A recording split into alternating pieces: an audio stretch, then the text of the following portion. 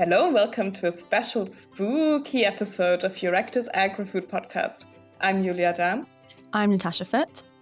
And I'm Gerardo Fortuna. And here's your weekly update into all things agriculture and food in the EU.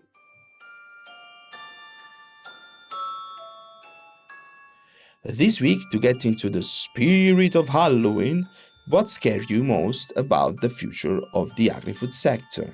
So for this special Halloween edition of the podcast, we haven't brought you a trick, but a real treat. Because we spoke to EU agri-food stakeholders about their biggest fears about the future of farming and food production, the nightmares that keep them up late at night. From sleepwalking like zombies into a dark and scary future, to rural areas turning into ghost towns, it's time to eat, drink, and be scary as we take a look at what haunts the EU's agri-food sector. Ooh.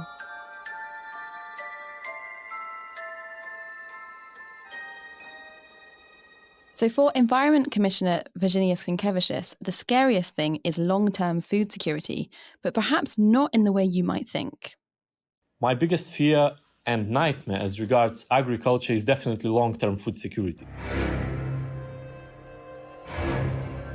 I'm terrified by the thought that because of current unsustainable use of fertilizers and pesticides, we will end up one day with completely destroyed soil ecosystems and without pollinators. That would mean fertility loss of our soils, and that generations to come will face serious food security issues. And that is only because now we want bigger yields, more export, more profits for ourselves. At the same time, we pretend it's all right, even we all know that in EU we waste 20% of food. That's very spooky.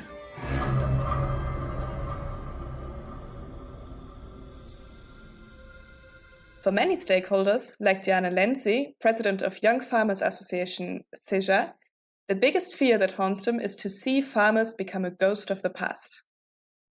With my very, very deep and scary Halloween voice, I am happy to share my greatest fear when it comes to agriculture, which is to see no young farmers in the future of EU agriculture, where the sector is left in a zombie-esque state, just with old farmers trying to provide for sufficient food for Europe and for the rest of the world, because not enough innovation, not enough instruments, not enough financial means have been made available for the sector to actually go through a healthy generational renewal. And so that rural areas are left in a state of abandonment. And we're probably slowly but surely we will be shifting to diets that don't include agriculture. This is, to me, the scariest thing possible.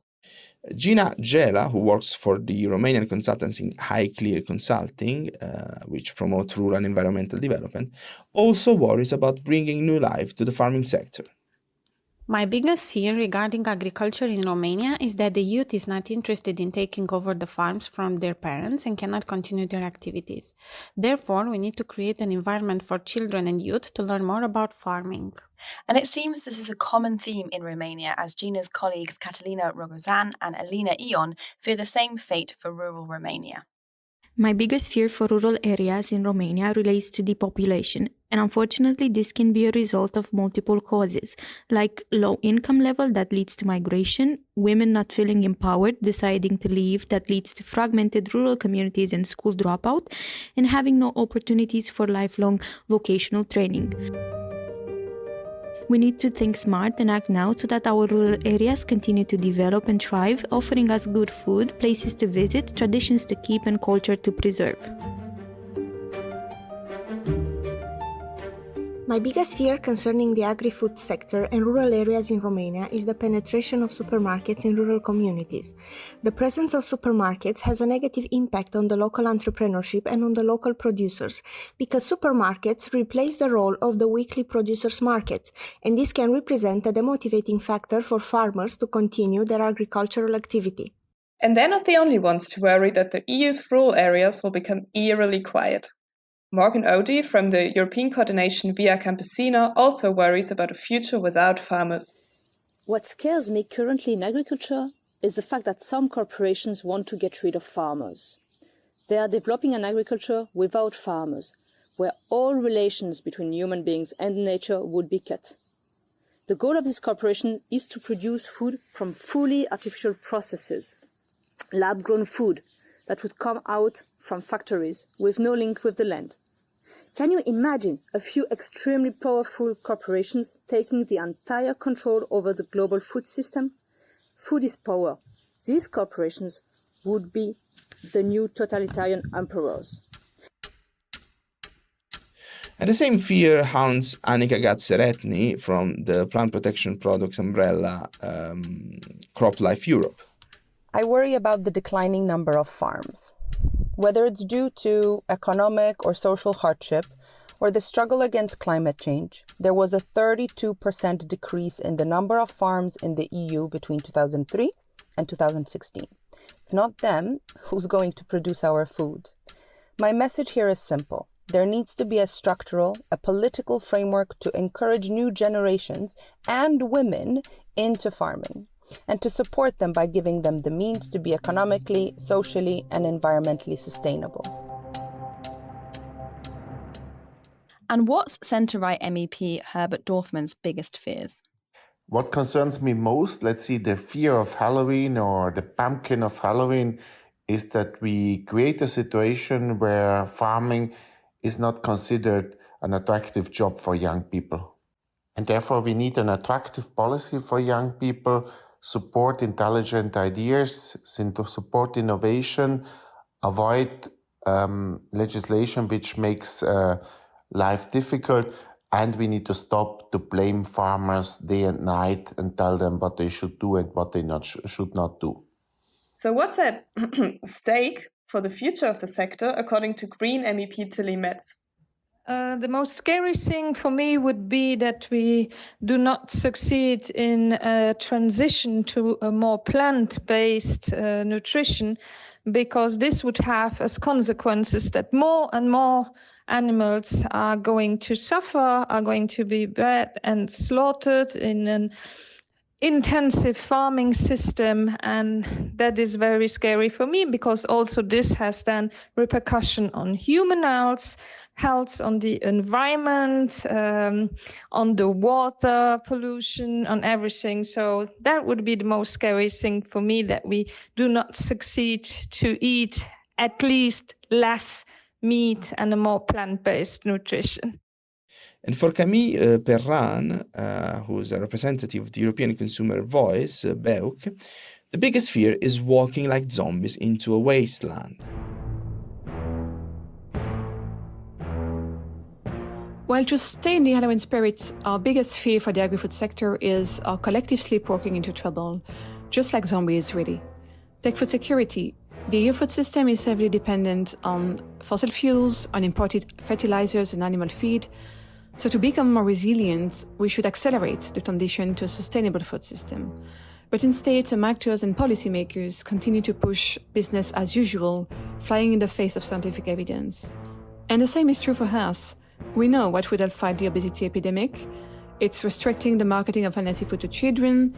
It's helping consumers to spot the healthy option in the shop, among other things. Yet some continue to call for educating consumers when we know it's not enough. So we'll keep calling for an ambitious rollout of farm to fork on the ground. Let's hope we'll wake up soon, as it's time we stop digging our graves. Likewise, Celia Nyssens-James from the Green campaign group European Environmental Bureau is fearful of a failure to act quickly enough on environmental and climate issues. My biggest fear is that fear-mongering will delay crucial action on climate protection, biodiversity protection, and zero pollution. We are seeing many voices utilizing the current war in Ukraine to raise mostly unfounded fears around food security in Europe, and using that to delay action on climate, biodiversity, zero pollution in the agriculture sector. And this is endangering all of our futures. For Eric Gall, Deputy Director of Organics Association IFOAM Europe, the most haunting prospect are GMOs and a failure to reduce pesticides. On the side of the organic movement, our biggest fear is that EU policymakers completely fail to drastically reduce the use of synthetic pesticides, which have a devastating impact on biodiversity and human health, and that they instead deregulate GMOs, completely blurring the lines between genetic engineering and more natural processes to produce seeds and foods. If we do not trigger a massive transition of our food systems towards agroecology and let bugs and birds disappear like we do, I fear that my kids will be much more scared by their future on the planet than by all the Halloween monsters. And our final guest, the 13th guest, might be lucky or unlucky number. We have Charlina Vitchcova, who's the Director General of DG MARE, the Commission service dealing with fisheries, who we're talking about a very scary experience she recently had. Let's hear from her what she experienced. I recall the beginning of this year when I went to Antarctica and when we had to cross the Strait of Drake, which is quite a rough sea. And I was thinking, how, for God's sake, you can potentially fish there and also on the shores of Antarctica. So I'm really happy that we have the proposals for marine protected areas there so that we can avoid this risk of fisheries there. So it was quite scary to cross the sea there.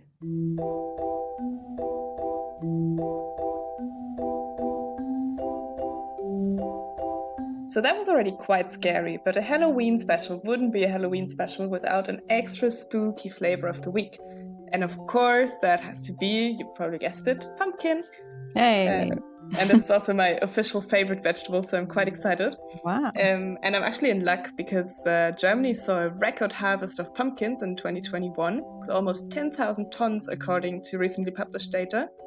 And this is because the area used to cultivate them has grown a lot and now equals around 6,800 football fields. And I have to say, I'd rather have 6,800 football fields full of pumpkin than actual football fields, personally. And for Germany, that might be impressive, but a much bigger producer of pumpkins is actually Ukraine. We've been talking a lot about grain and sunflower exports from Ukraine being at stake, but the country is also the second largest exporter of pumpkin worldwide, second only to China. And this is despite pumpkins being native to North America, where they're one of the oldest domesticated plants.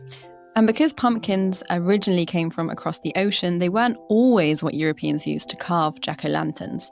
So the tradition of carving vegetables into scary lanterns allegedly stems from an Irish myth about a man named Stingy Jack. Originally, however, Irish and British people would carve out beets like turnips or swede. And it was only in 1866 that the first carved pumpkin lantern in association with Halloween is actually recorded. So there you go, a nice spooky flavour of the week for you.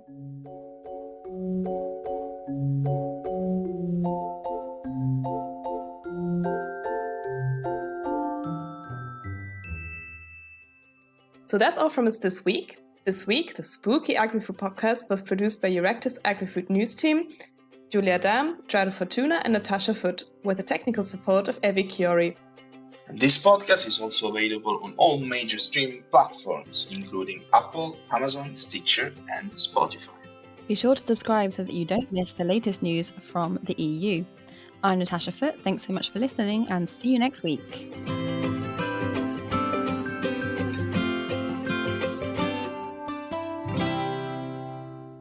Ooh.